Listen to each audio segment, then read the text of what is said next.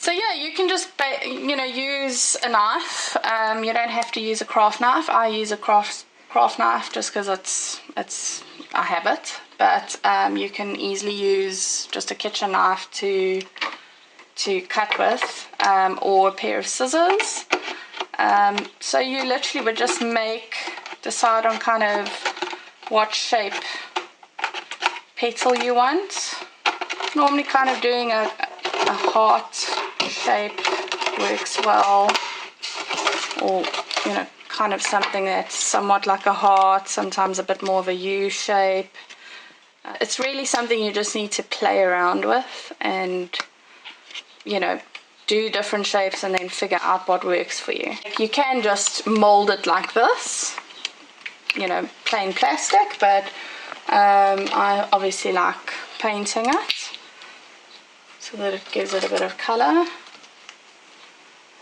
And I'll sometimes squeeze it out on the palette, but just obviously for showing you how I do it, and quickly.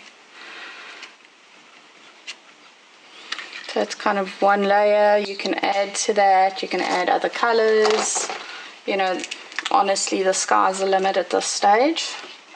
Figuring out what you like and what you don't like and what works for you.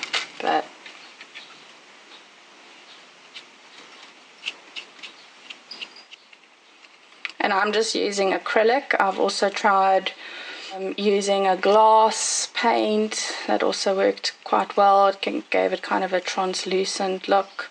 You can also use permanent markers to just color it in if you don't want to paint. It's again, really,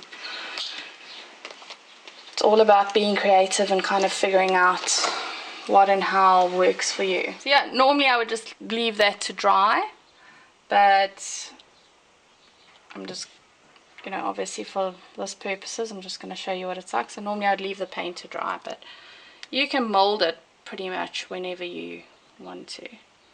And I just gently hold it over. Be careful not to burn your fingers. It does hurt, but yeah, I just gently, and you see it kind of starts curling and doing its own thing as the heat goes over it. So it's quite cool to actually work with, because it kind of gives it a life of its own.